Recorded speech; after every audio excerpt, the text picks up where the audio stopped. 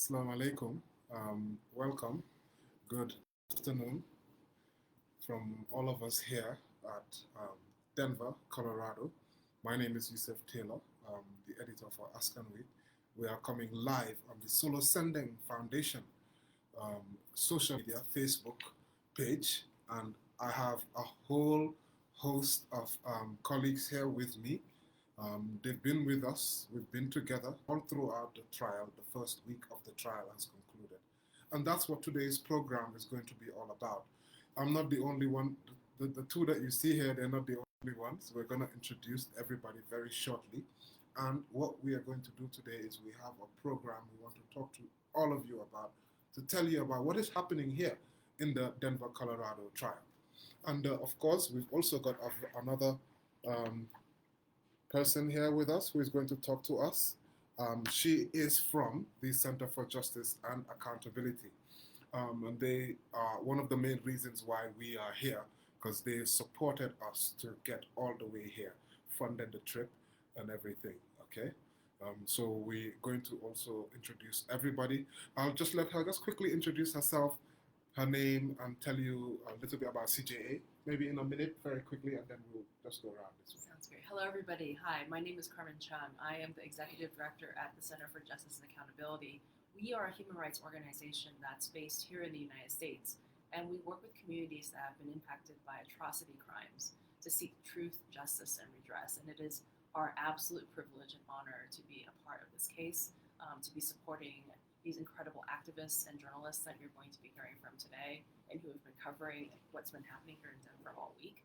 And I'm really looking forward to this conversation.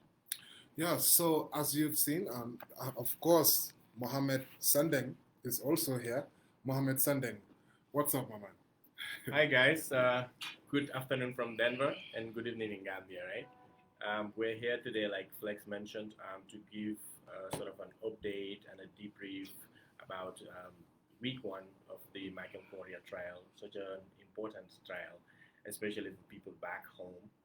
And so we thought it's important to come out and give a debrief, which is more conversational and sort of breaks things down more. So stay with us as we try to get you all the information from them. Thank you. Thank you. And make sure, comment, send us your questions, because we want to be here. We'll be here probably for about an hour. We don't anticipate going over that. I have other guests who I'm going to also introduce very quickly, and then we will start the program.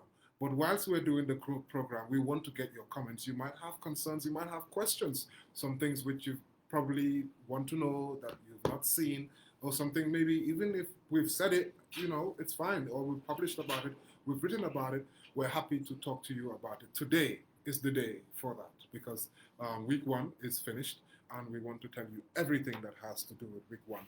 Of course, on my left, we can't do this without our amazing ladies.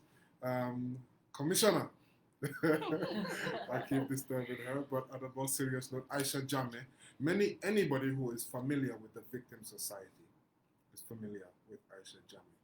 Yahya, welcome to the program. How are you today? Thank you very much, Flex, and thank you for having me. And I think it's very important that for us to have this discussion today, to give updates to especially Gambians, because they also part of the conversations around transitional justice and the updates as well. Everybody in Gambia, I can remember today my mom was telling me, this is what is happening in the court, and the journalists are really doing amazingly well in terms of giving updates, detailed updates, and which is good. Thank you for having me. Thank you. Of course, Yelef Initiative is what Yahya is doing an amazing work with, and the Victims podcast.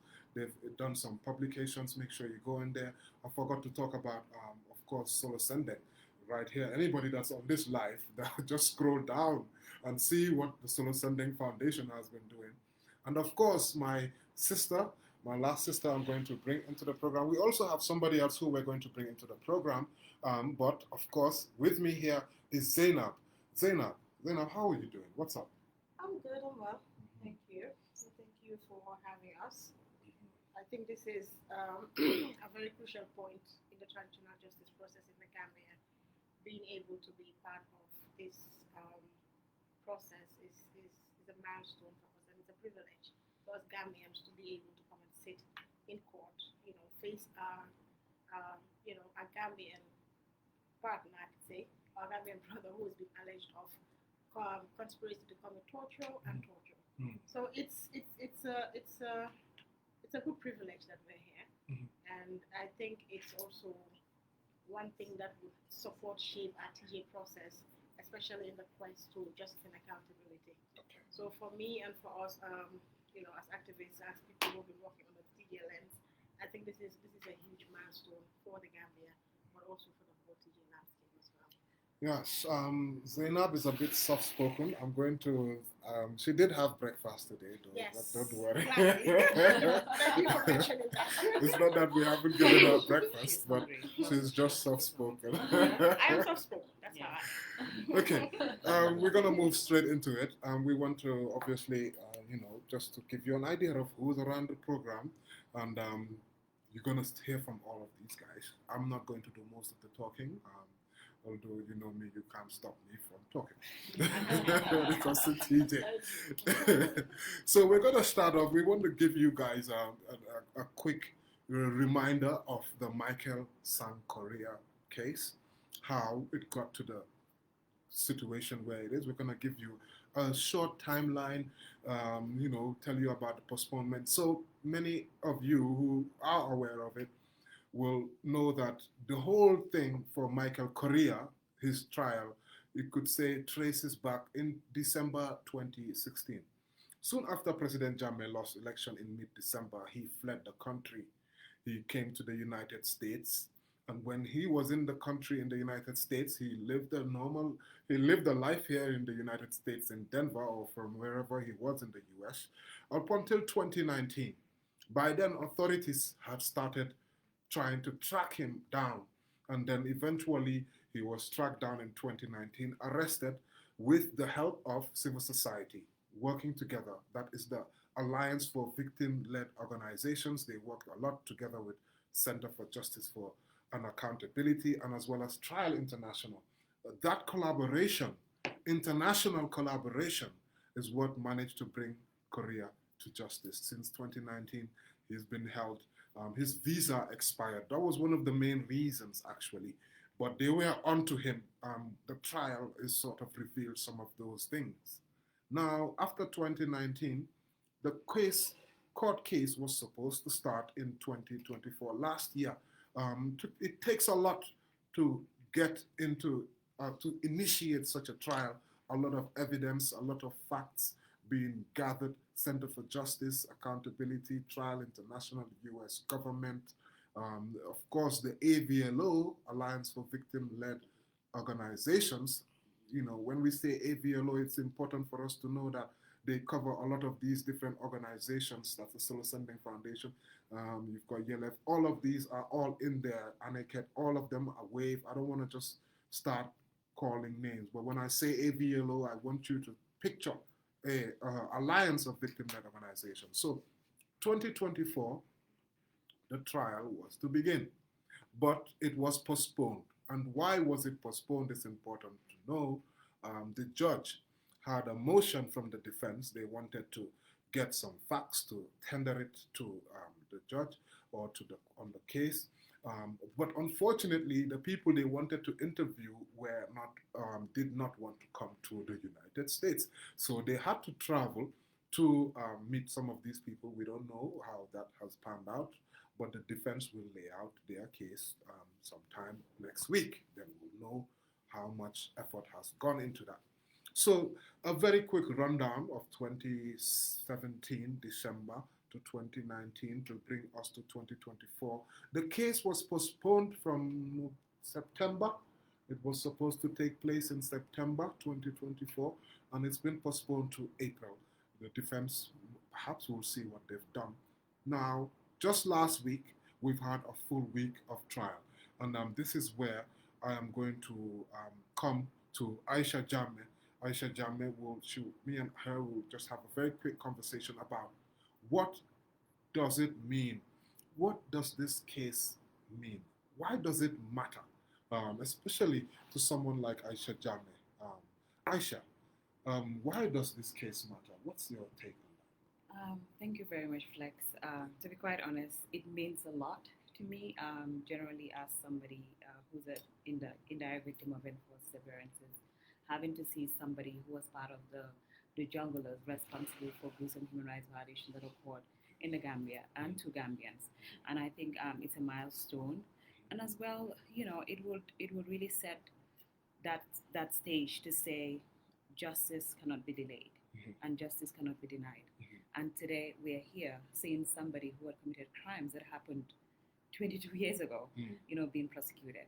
It's again telling us that victims not to give us on hope, to believe that in as much as long as you wait, justice would be served at the end of the day. And it means a lot to the transitional justice process, most especially because when you look at the accountability mechanism process, a lot of the time people don't pay attention much to issues around accountability, perpetrators being held accountable, but it's more like attention being driven to other transitional justice mechanisms. But now seeing these things happening, having to see a jungler being prosecuted, right? And this is the second time a jungler is being prosecuted. So it's also going to send a signal to other junglers to say, hey, justice would catch up to us at some point. And especially to victims that are directly affected, the likes of those that are testifying in court. I could remember 2017 when we started the victim center. I remember Zainab here, we had collected mostly their statements, right? So when we were in court, most of them narrating what they've been through. It's like it's taking me back to where when we were taking their statements, and it's exactly nothing didn't change. And I think this is crucial. This case really matters to Gambians, and also it will send a signal to the government of the Gambia to say, other countries are doing it. What are we waiting for as a country to ensure that justice and accountability is served, to ensure that, because at the end of the day, for us to attain never again, for victims to attain closure, there needs to be some form of justice. Definitely. For some, it means the justice means differently to some victims, but having perpetrators accountable means a lot to me personally as a victim, because at the end of the day, we want to attain never again. Nobody else would want to come again to violate rights of individuals, and then you say nothing would happen to you. You can go to other countries and you feel, okay, I can live anywhere in the world and nothing would happen to me. And this is the beauty of universal jurisdiction. Yes. Universal jurisdiction it's an amazing law whereby perpetrators, anywhere you go around the world, as long as there's laws around those violations, it will cut up to you. And this is what we're seeing here in Denver, Colorado. And like I said, it means a lot. And Gambians are following the process. They're following the conversations. Everybody is keen to know what the verdict would be, right? And to be quite honest, it's really it's sort of a bittersweet moment, having to see an individual who had committed these crimes in Gambia, and now he's sat inside a courtroom, facing his perpetrators, saying what he did to them. That alone is powerful. Indeed. And I always say it's not just about the verdict, but it's about the memories, the pain that these victims been through, the trauma they keep they keep relieving every other day, and the stigma, within the communities that they live in. And this stigma still continues. And some people still feel that what happened to them, they deserve it. It's their fault. It's their fault. But again, this case, it's really crucial for the transitional justice process, so that perpetrators of human rights violations, especially junglers, who made daughters, sons lose their fathers, to be held accountable. Thank you. Very, very important, because Gambia, as we know, is going through a transitional justice process. This is actually the third case outside the Gambia. And even in this week, apparently, Yankuba Toure's case is coming up at the Supreme Court. So it tells you that the transitional justice process is very much alive. And it's not only alive in Gambia to some extent, but very much alive in other parts of the globe. We've had Usman Sonko The first was Bailo in Germany, and then second he had life, and then secondly we had Usman Sonko in Switzerland. He had 20 years, and overall he's currently spending about another 12 years or so in Switzerland. And then right now, we are on the Michael Correa trial. But I'm sure our listeners would want to know about how the week went. And we're going to talk to you about that because one of those who have been following everything, how the week went, and it's not an easy job. They've been working with different journalists, civil society group, who have been helping them to document and come out with impressive work. If you go on Solo Sending Foundation, their site, you can follow and see every single day what really has been happening. And this is the point where I want to highlight. Please let us know if the volume is coming out well. Can you hear us? Would really want to know. We've seen Ramzia Diab, thank you, who's here with us, writing volume, and we're trying to speak loud. The comments, please bring them in. Don't be shy. Send those comments in and we'll answer some of them. Just to move over to Mohammed, who has been working extensively with the Solo Sending Foundation to bring out every single day what is happening, a summary of what is happening in the trial. It's important for us to set the stage. Currently, Michael Correa has been charged with 6 counts. It was supposed to be 7 of torture. And one of them has been, what's the legal word for it? Has been withdrawn without prejudice. Yeah. Dismissed without prejudice. I wanted to get the legal technical word right. It's been dismissed without prejudice. Each single charge will attract a maximum, if found guilty for the charges. It's conspiracy to commit torture and torture. So each count will attract a maximum of 20 years in prison, which would mean 120 years if all the 6 charges. Before, you will see 140 being touted around. That was when it was 7. But now it's 6. Now, just wanted you to give you guys an idea about this. Thank you. We've got a comment saying the volume is okay now. Oh, perfect. Just comment whenever it goes down and we'll work to bring it up. Mohammed, give us an update, an overview of how things have been for the first week. What did we see in court? What incidents were addressed? What's just a rundown, because Right. it would be here forever if we wanted to go through every Definitely. single thing. And by the way, Flex is giving me like a daunting task, having to go through the whole week. We've had 4 days of proceedings, and a series of witnesses have testified during these proceedings. And I'll just give a rundown, so I'm not so on point detailed on everyone, because we have the trials and the summaries on our website, which I'm just going to skim through while I inform you.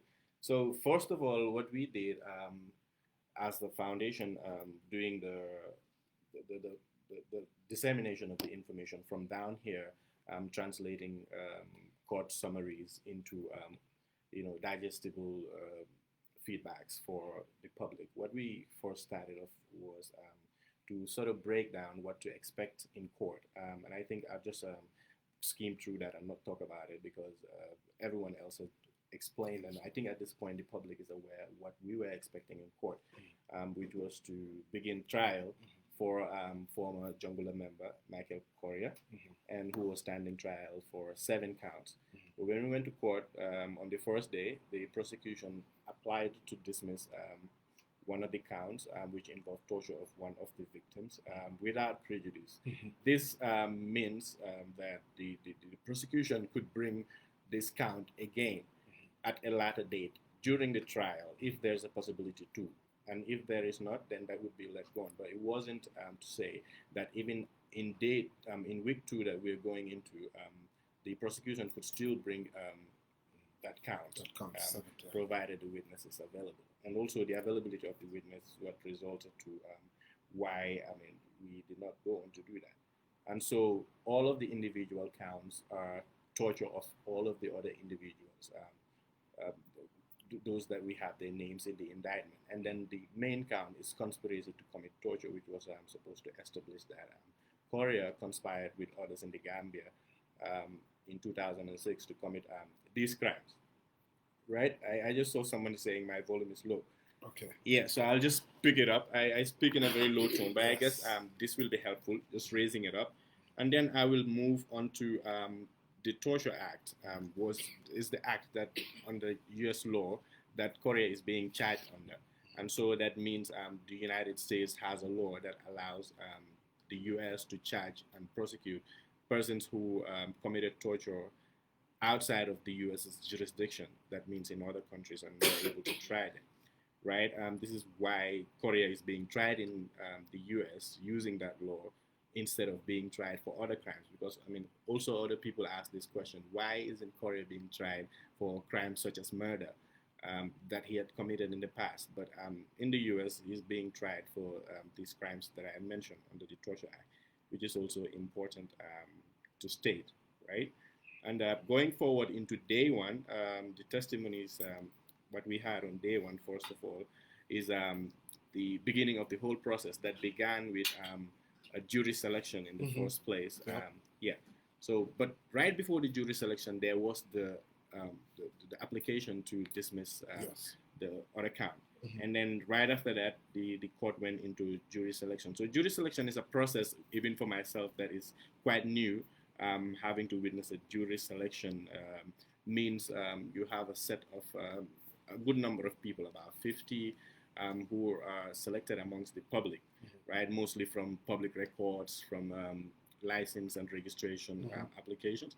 So just to say, just to establish the impartiality of these people that are going to have the opportunity to determine some of the facts that are presented to them. So after doing that, you have 70 people that went through this process, and it ended up with a short list of 12 people and a reserve of about 3 individuals who would be potentially replacing any sort of changes that happens for the judge. I mean the jurors. Yeah. And after the jury selection, what we went into right after the jury selection was to begin sort of the beginning statements, right? And the beginning statements where you have the prosecution presenting their case, presenting why, what their case is. I mean, what sort of proofs they have to claim that Correa had conspired in 2006 to commit these tortures, and he has also is responsible for the tortures of some of these people. And also, likewise, the defense did a similar thing, where it presented its case and also to sort of prove that Correa was sort of under duress when he did these crimes, which means he was not. I mean, he was not in a position where he could just willfully deny doing this, because he sort of was being threatened, with death threats and all of those things. So that was sort of the defense's case, right?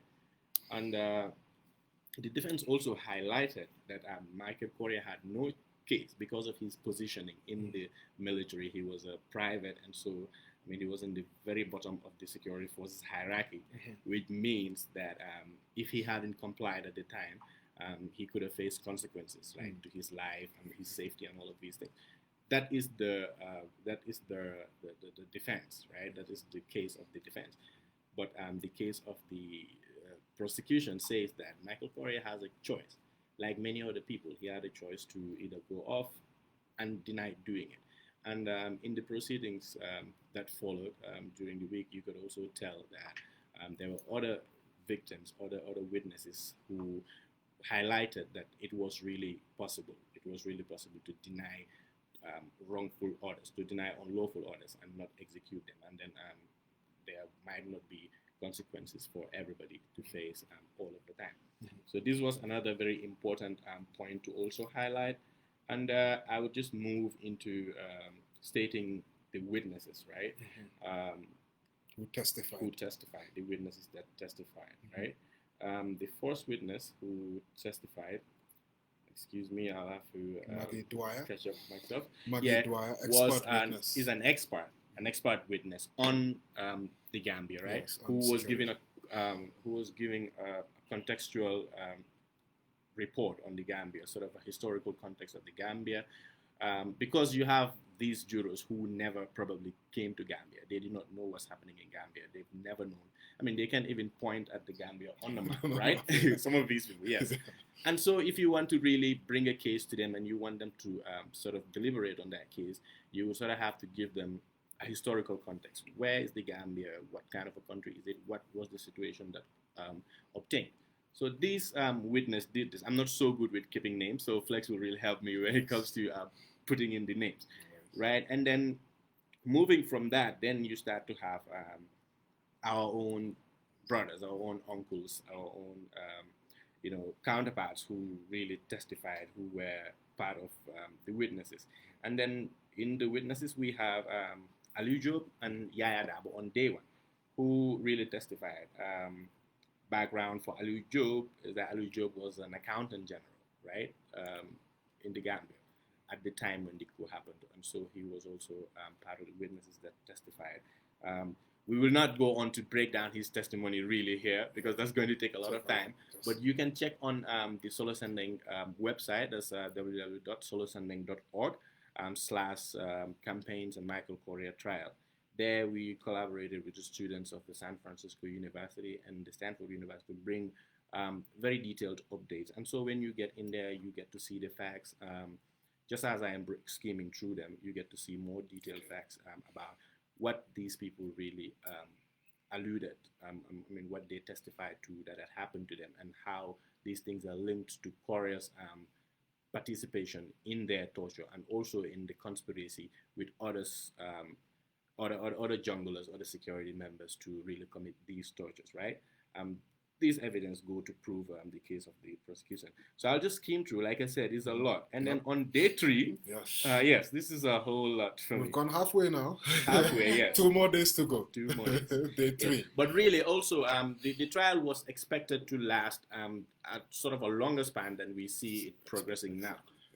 So that's because you can see how we have so much testimony, about 3 to 4 witnesses in one court day. So that goes a long way. But going into day 3, which happened on April 9th, 2025, where you have Yahya Jammeh continuing his testimony, and then Seni Bayo, right?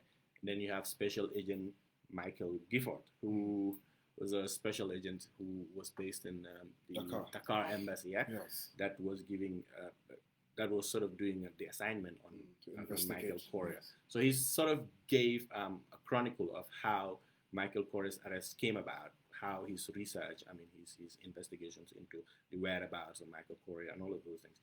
And then we also have Demba Dem. Mr. Demba Dem was a parliamentarian who was also arrested in 2006 in connection to the failed coup.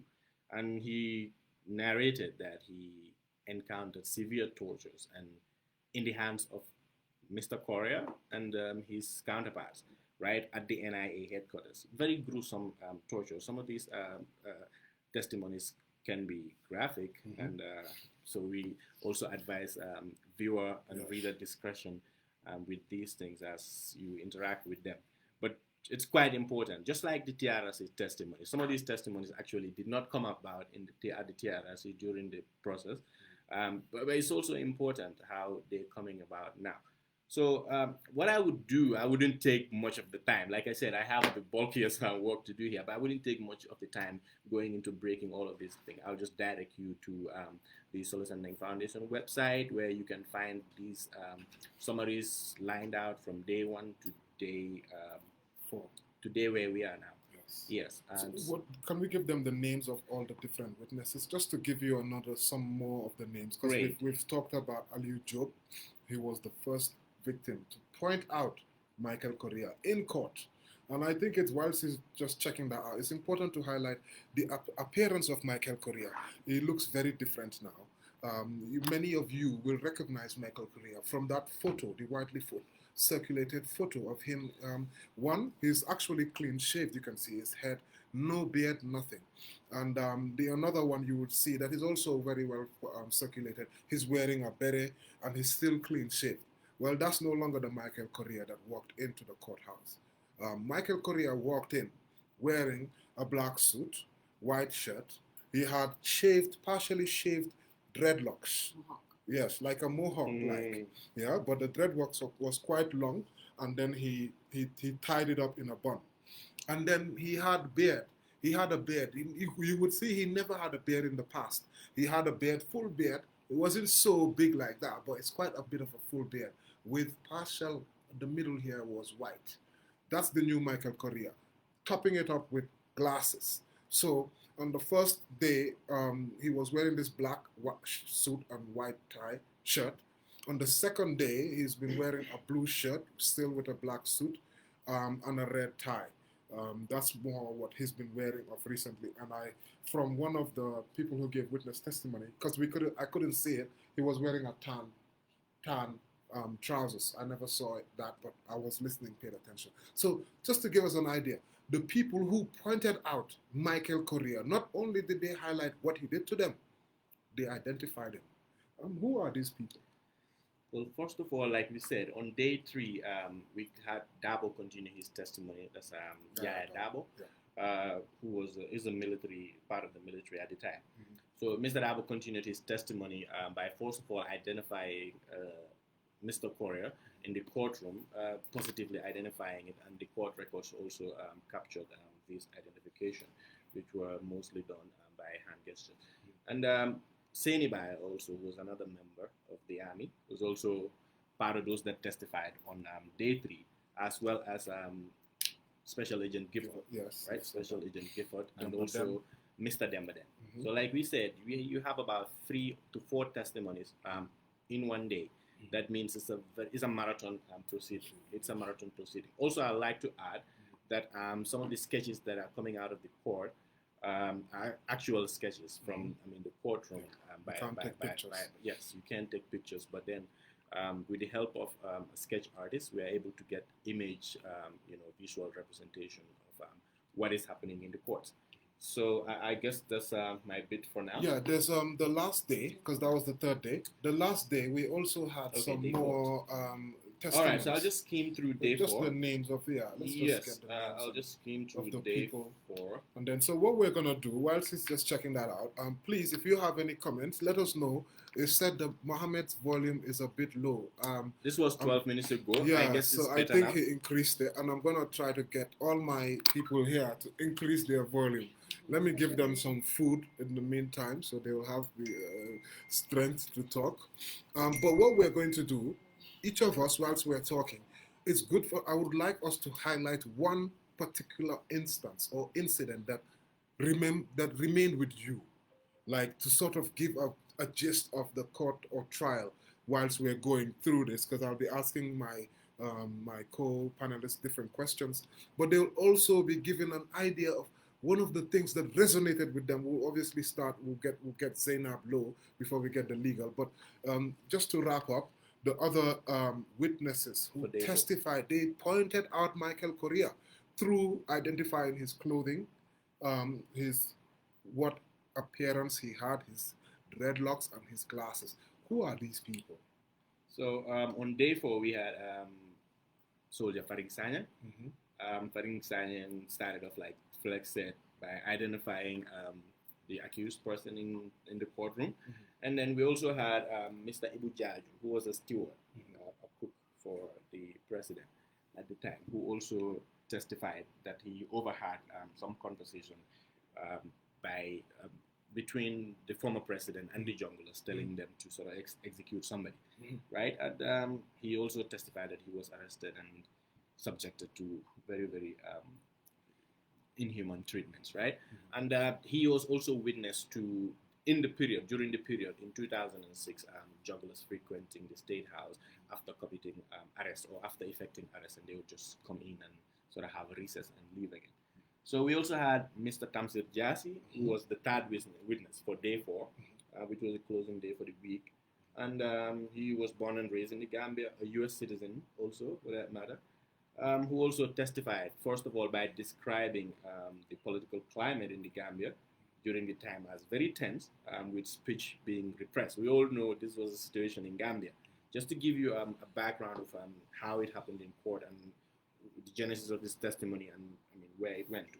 So effectively, he identified Mr. Correa in court, and also chronicled the tortures that Mr. Correa he went through, that Mr. Correa and his colleagues subjected him to. And that was witness number 3. And witness number 2 was Barton Garrison. Barton Garrison is also a Homeland Security Investigations agent who has been investigating Correa since August of 2019, when he got a tip from his HSI in Senegal that Correa has been sending money through Western Union. And so they sort of subpoenaed Western Union records, and that's how they arrive at finding and tracing the phone numbers that Correa was using to send money back home into the Gambia. And also, effectively, that's how he tracks led him to Correa, and that he effected arrest on Correa on a particular day, and that was how an investigation began. And so, in Garrison's testimony, you find the admission of audio evidence, right? That was part of the interview that Garrison conducted with Correa at the time of his arrest, just right after his arrest. And in this statement, you realize the contradictions. Correa actually did not deny committing torture. He didn't deny committing torture. They have not denied any. So one thing that's very clear, let me just say this, is that both the prosecution and the defense have agreed that Correa committed torture. Right, he committed torture during this period, and in those audio recordings, we could hear Correa narrate how he committed some of these tortures, and they were people he actually knew, and he also sort of implied remorse, right, and how he would not have done some of these things, but then you realize again how the contradictions are, because we all know how junglers were very powerful in Gambia. There's this argument that let me just see if I'm not leaving my focus here. But the argument that Correa was so junior, we all know what happened. Junglers were more powerful than lieutenants in the army. We all know they had the pickups, right? Nobody dared, not even a police officer, not a soldier, dared to say anything to the junglers. We knew this was happening. And also the chain of command that I hear junglers, the defense also used to say that Correa was so junior. This was the thing, and we all know in the Gambia that any jungler, could have taken an order from Jammeh. Jammeh was that spontaneous. And if you also understood, and if you had a conversation with some of these people, what you understood was Jammeh was so spontaneous with his killing orders.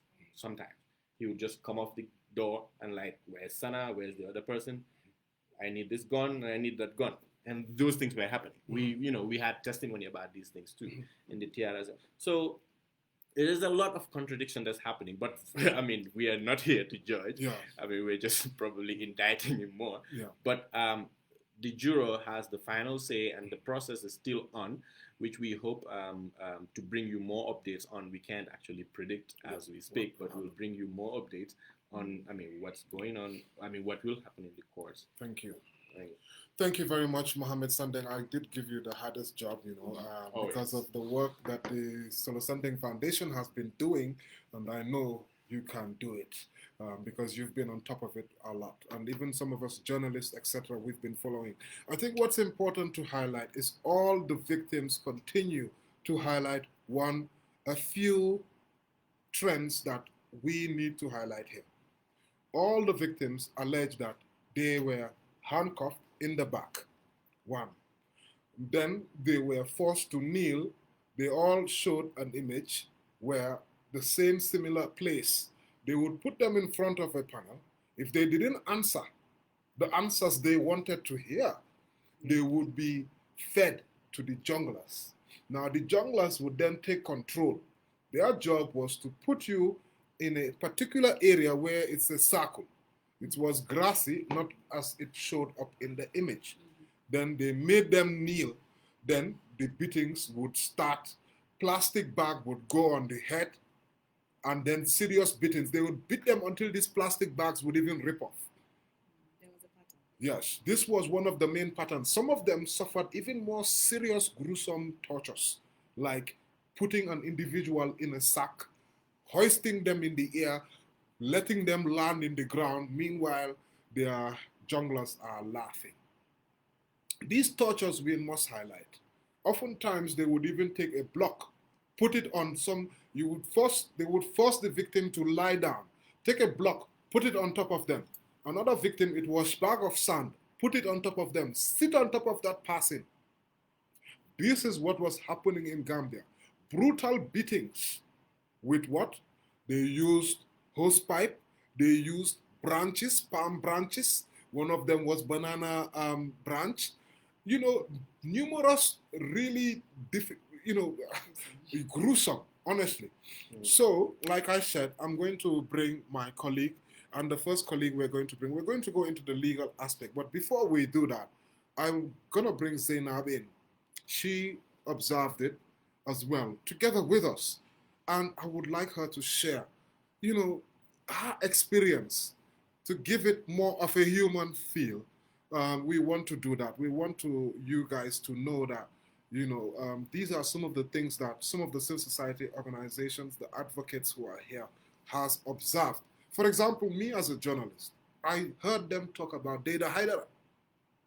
Data Haidara, anybody who's a journalist, a veteran in the media, killed.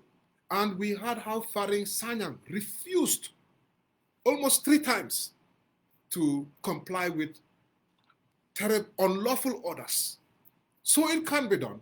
And he was here giving testimony. I'm going to move on to my colleague. I'm sure she's got similar observations, things that she can bring out. Give her a few minutes to talk about them so that you guys can get a feeling of exactly what happened rather than just a chronological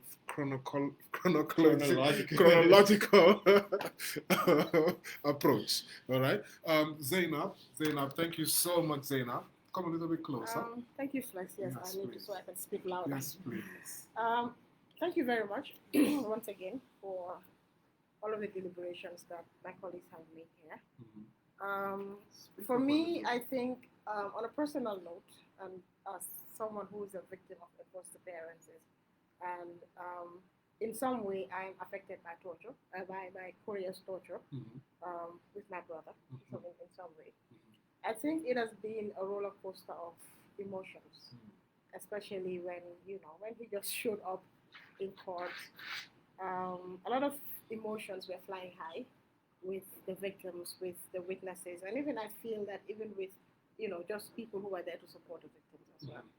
But what I want to say is that it's also a good feeling because we have been doing this. We have been advocating for justice and accountability, advocating for victims to be taken care of, for all of these violations to be addressed since 2017 when Jammeh was ousted.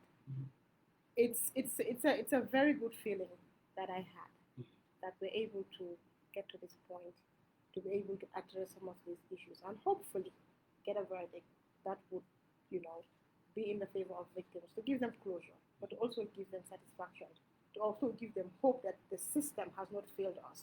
Because as we know, the TJ process has been, it has been going up and down. A lot of things have happened. I remember when the junglers came and, spoke about the truth. 2 days later, we were told that they were leaving. A lot of us have suffered massive trauma. Some of the trauma that we've gone through are unaddressed. And we have to go through that over and over and over again. Not that we can help it, not that we want to quit. We can't. We don't want to quit because we are some of the people who have been very fundamental in the process. Some of the victims look up to us for answers. Some of the victims look up to us to be able to support them, to just keep on the pace that we're going. But just to say that it's a hard process as a human being, losing a loved one, losing a family member, or even seeing your family member narrate stories of torture. I remember when one of the witnesses was speaking about the torture that they went through. Some of the people in the court were shedding tears. Because these are things that you can't fathom. You can't even begin to think about how your fellow human being, especially when we saw some of the the witnesses who had actually said that they trained Korea Indeed. into the army. They trained him. And then in turn, he had to molest them in such a way that it was so demeaning. So in a human testimony, I feel that it's a lot, and it needs to be addressed.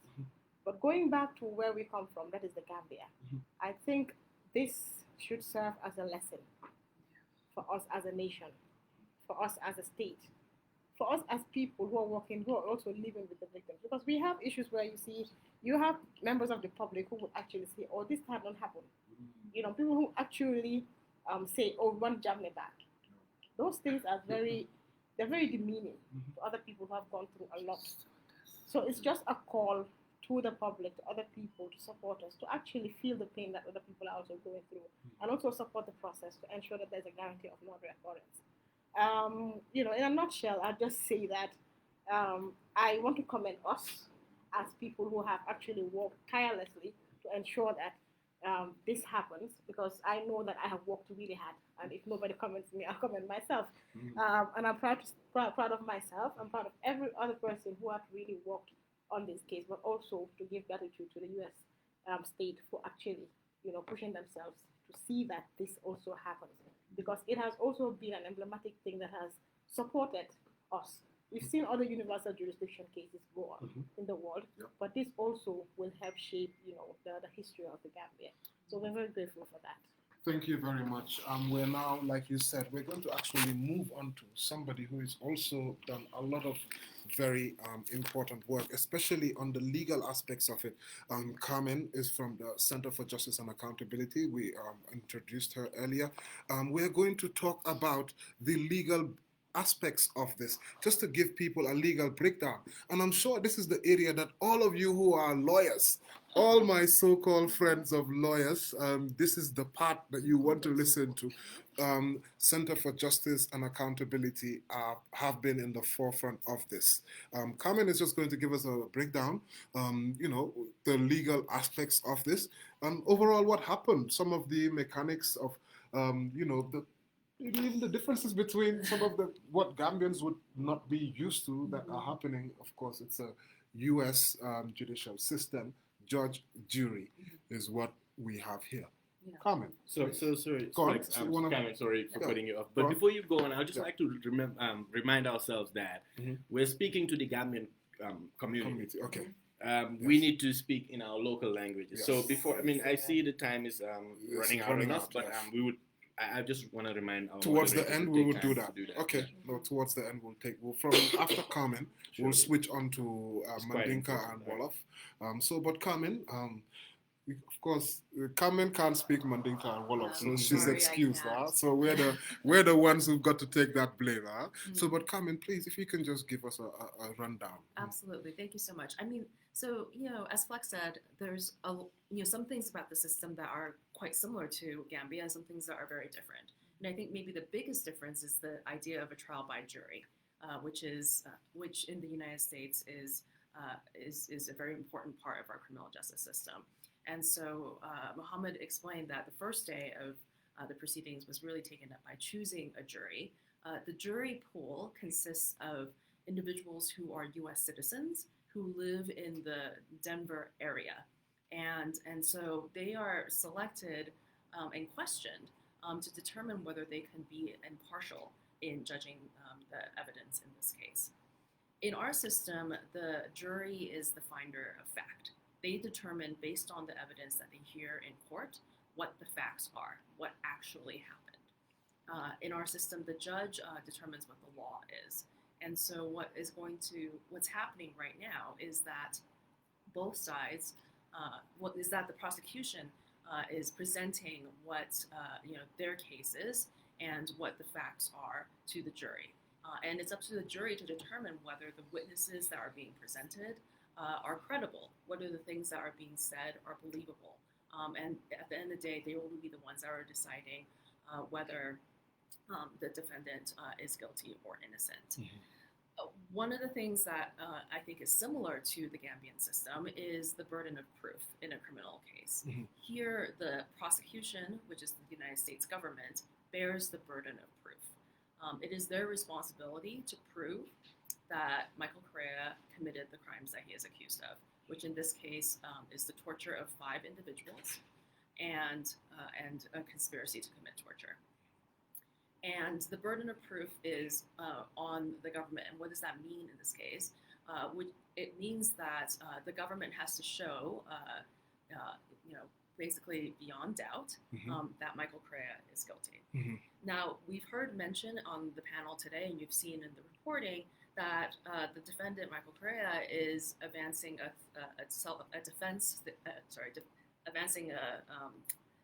duress defense, right? Yes. And so he also has a burden to prove that duress. His burden is not as high as the government's burden to prove his guilt.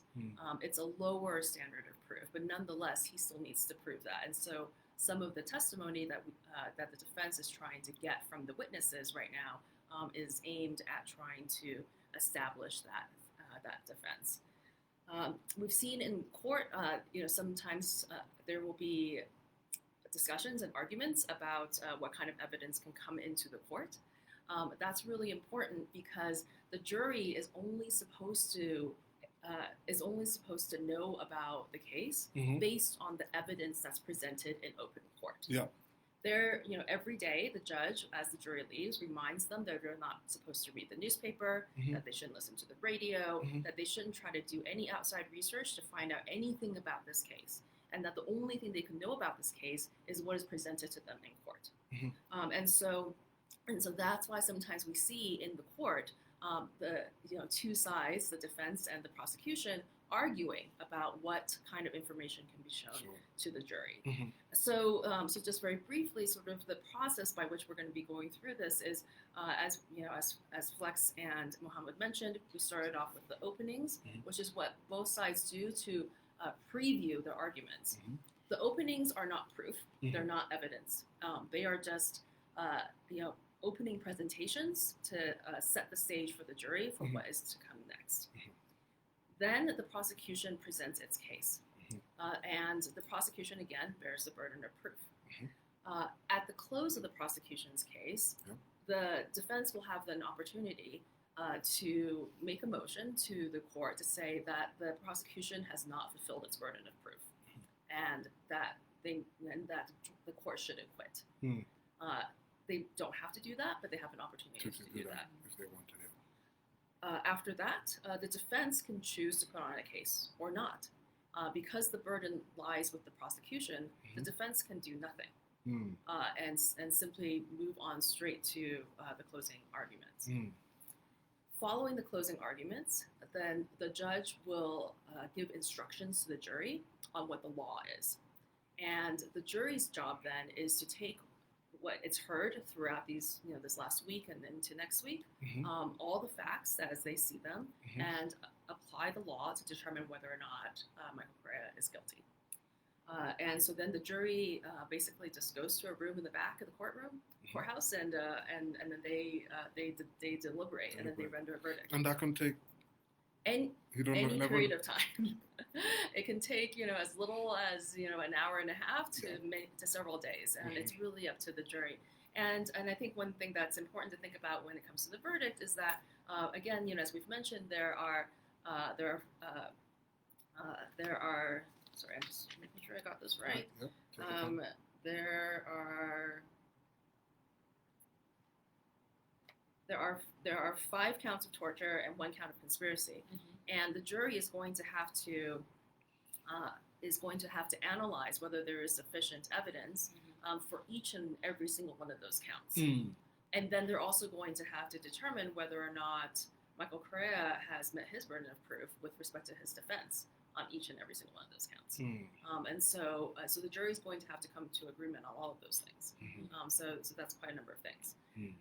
So let me stop there in terms of the legal outline. That's fine. Yeah. We're actually going time. You see, that when you have to compress a whole week's trial in 1 hour, It's almost impossible, but we will do our best.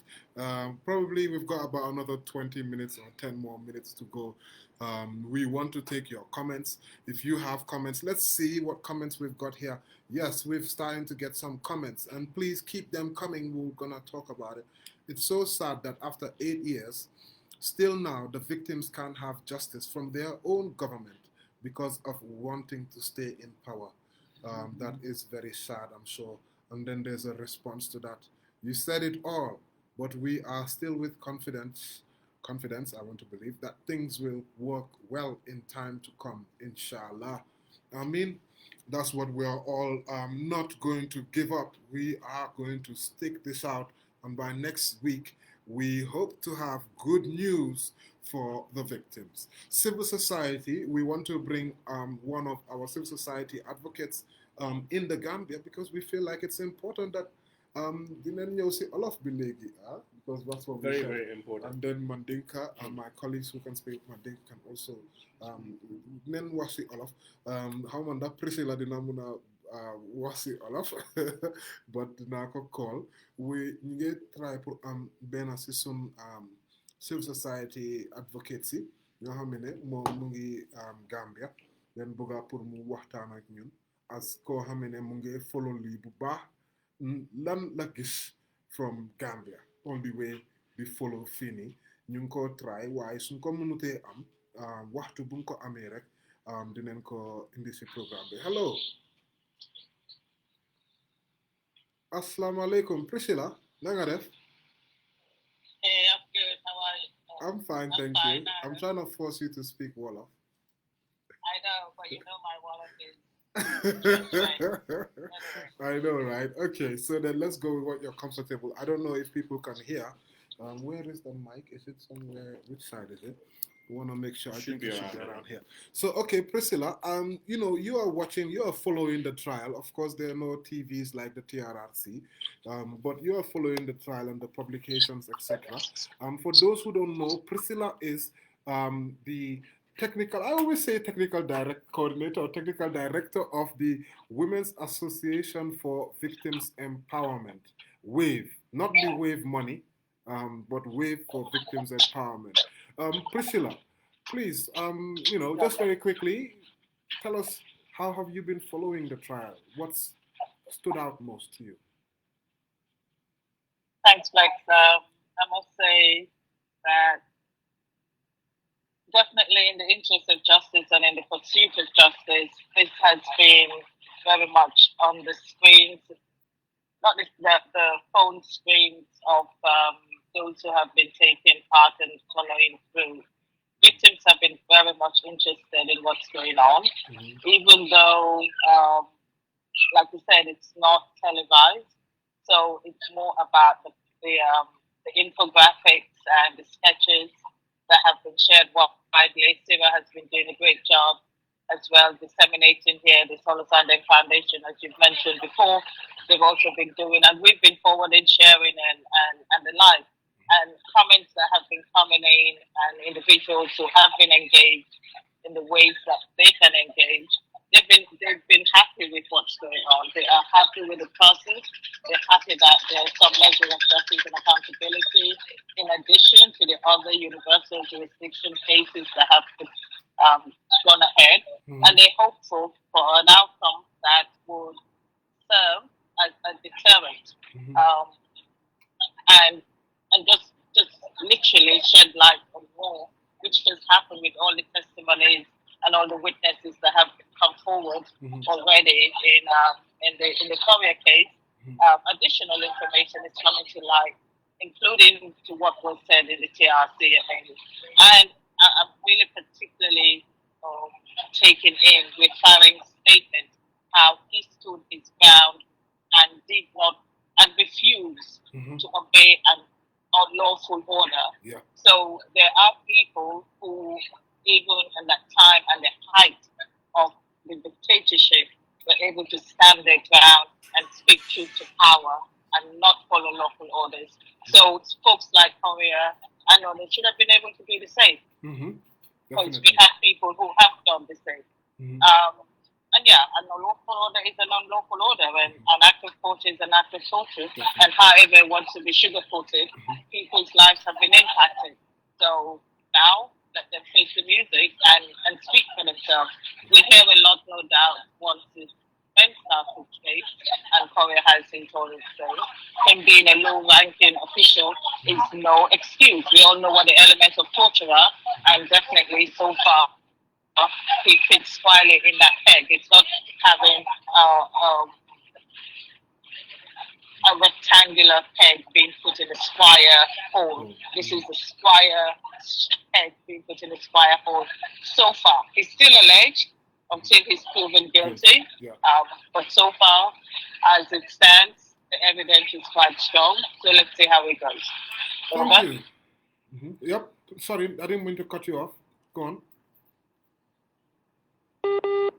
Oh, network. Yeah. Let's see. We might have lost Priscilla there, but I think she was almost around the end of what she was saying. We'll see if we can get her back. Time is of the essence. We've gone past the 1 hour mark now. So we're going to try to wrap it up. We want to thank Priscilla for following the program, following the proceedings, and, also coming on the program to give us an idea of somebody living in Gambia who's following it, what they are perceiving. And she seems like she's very much on the money and quite much, aware of what's happening here. Everyone is aware. Yeah, people are definitely very much the media aware. is doing a great job. Especially the radio station. The radio stations in the inland, they're doing good. Perfect. So what we're going to do, because time is of the essence and we've hit the 1 hour mark. Let's see, we've got 2 comments here. Suleiman Job is asking, how about the junglers roaming the streets of the Gambia? The likes of Malik Jata. Very important questions. We don't want to comment when we don't know what about them. Perhaps government. What's your take, Maybe Aisha? perhaps we can talk on a broader aspect of it, in a sense, how this case was being. It took them the number of years for them to get to this point. And I think this is where managing expectations of victims of rights violations comes in. Because at the end of the day, there's a lot of expectation in terms of all of these mechanisms. And then justice it's always difficult to prove a case in court. You have to have tangible evidences to be able to prove these individuals that they're guilty, for example. And the TRC was not a court. It was a truth commission. It was the junglers came, said they did this, they did that, right? Then now there should be a process of the accountability mechanism process, which is the setting up of a special tribunal. And also, mind you,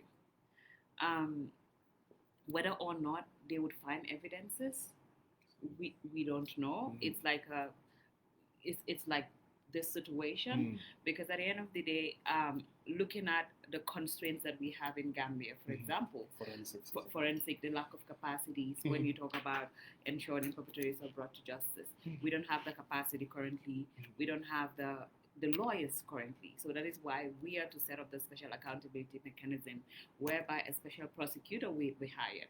Then all the files from the TRC that has to do with recommendations on recommendation to be implemented on prosecution would be handed over to the prosecutor. Then the prosecutor would start looking into these cases. And it's not even, what will I say? It's not even 100% to say, although the prosecutor will be able to take all of those cases. Yes, you know what I mean. Decide which ones. Exactly, and I mean, when we have this kind of conversation, we need to be very clear about it, because you don't want to get to a point where people get disappointed as well, right? Their case is not the one being brought exactly forward. Their cases are not the one being brought forward. But I know the prosecutor obviously would know which ones he thinks would get a good verdict when it's taken to court. So I think these are technicalities that are there. And I think yesterday the CIA had said it. It took them 5 years to be able to gather all of these things together, right? So basically, that was just what I was. Go on, yes, we've got, yes, I just please. want to add something to that, what you Okay. said. It's that it's a whole other process when it comes to the special tribunal. Yeah. In as much as we have the testimonies, we have the archives, it's going to take a lot of work again. As she alluded before that the TRRC is not a court of law. It was just a commission. The Special Prosecutor's Office would now have to do further investigations. And this is where the victims are very crucial in the process. That everybody who's a victim, and you may have participated in TRRC hearings, or is a potential victim, that may not have even come out due to certain reasons. We have those kind of victims who did not participate in the TRRC hearings, but may be crucial in the process of investigation.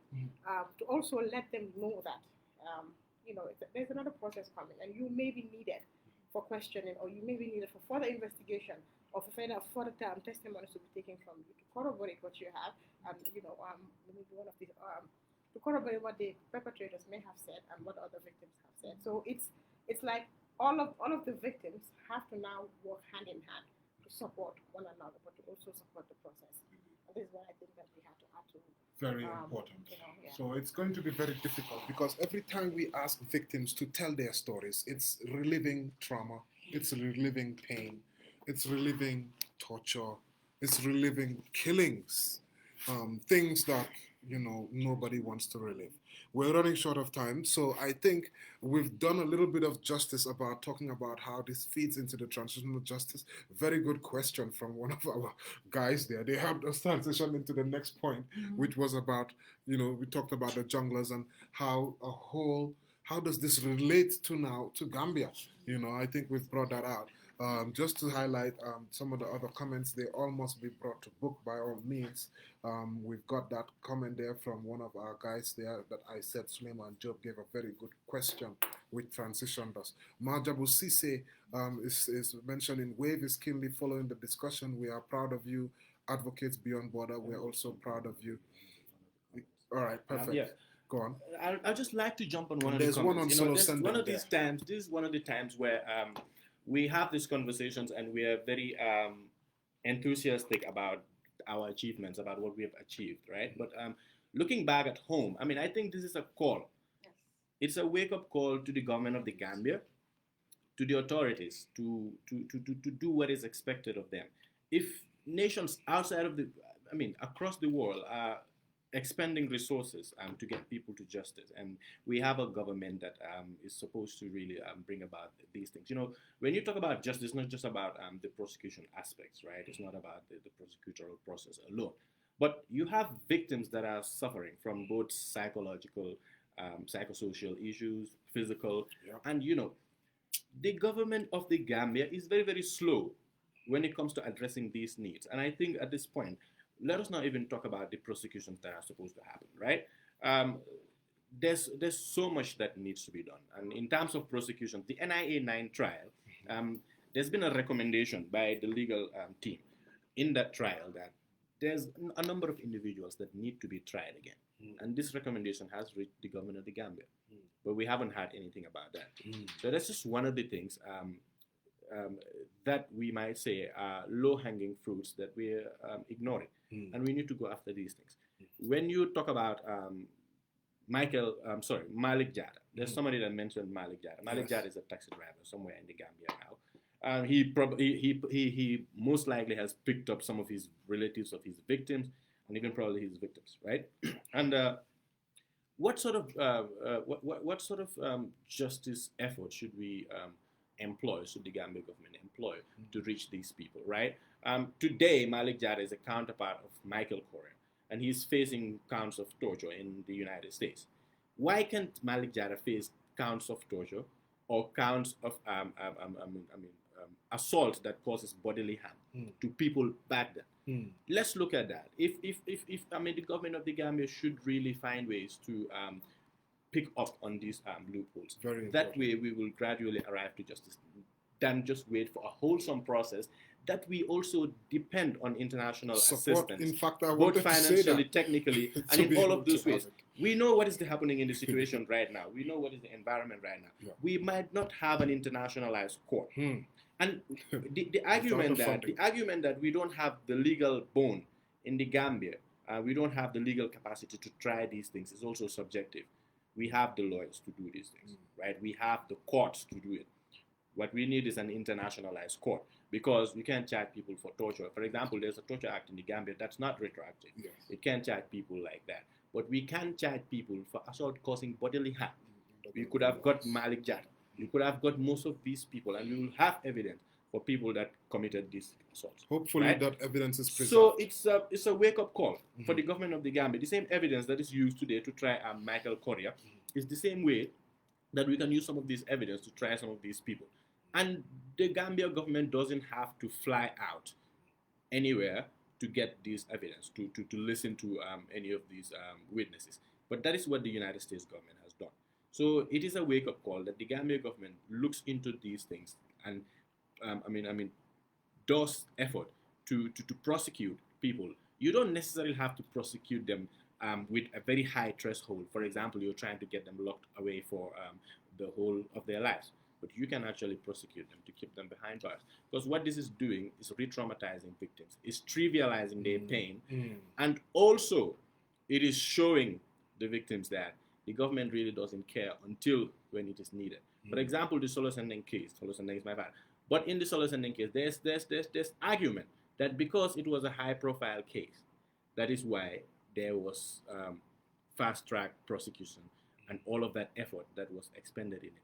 But the effort that's expended in it can be done for some of these cases. Indeed. And we will still arrive at least some form of justice for some time until we arrive where we need to arrive at. Indeed. Either ways, it is important that we continue doing this advocacy and we remind and support the process as well. This is a process that we own, and we must support it either ways to arrive at justice. Right? Yes, indeed, definitely. We're going to try to wrap this program up. Just to highlight some of the comments quickly, and then we're going to do the last part, which we've got some comments here. Bubakar Demba is saying, Solo Sending Foundation, we are proud of you. This shows the commitment of you all. If the government does not give justice to its citizens, but others will give it. These are very encouraging. Hopefully the government picks it up. Now, Center for Victim Center is also giving some interesting comments here. We are keenly following the trial, and we are proud of you, of our representations as victim-led organizations in this trial. We believe that this justice will be served, and every perpetrator will face the arm of the law. We thank the international jurisdiction for the hope they are giving to the victims. We urge the government of the Gambia to rise up and give victims the justice they deserve. The time is now. Malik was a brutal killer, says Suleiman Job again. Lamin Sane, what about Sana Manjang? We the peoples of Kiang need him. Bloody XXX murderer. I don't want to be too harsh. Thanks, Abu Mohammed Sadiq. Thank you again, young man. So we've also got we wanna close it out. We want to close out our program today, just to give you an idea of what is coming up next, what to expect this week. It's a very pivotal week coming, and it may signal the end of the trial. Carmen for CJA, she will give us a quick rundown. What should we expect coming this week? Right, so we are going to resume court on Monday. And right now, the government has Bart Garrison on the stand. They have not yet finished examining him. So they will finish that Monday morning. And then after they finish their examination, then the defense has an opportunity to examine him. They expect, our understanding is that the government expects to call one more witness, and then they will close their case. After that, as I mentioned before, the defense has an opportunity to seek an acquittal based on the government's case. If they don't choose to do that, then they have a second choice to make, which is whether they want to put on any witnesses of their own. They can choose to put on no witnesses. They are not required to put on any evidence of their own because Michael Correa is presumed to be innocent until the government proves him guilty. The defendant is not required to testify, and so the defense may not necessarily put on any evidence at all. That is their choice. Depending on what they choose, if they do not continue, if they don't want to put on any evidence, then we will move straight into closing arguments. We expect that the case will go to the jury possibly by the end of Tuesday or maybe Wednesday morning. So very pivotal and very exciting to see what's going to be happening next week. Yes, and then when that happens, then after the verdict, then we will hear the judges who is going to give the test sentencing. There's going to be a sentencing, right? The sentencing will not be right away. Will not be right Yeah, away. so the jury will render its verdict, and then the judge will schedule sentencing, but it will not happen immediately. Perfect. So we will get all that information out to you. We want to close out today's program.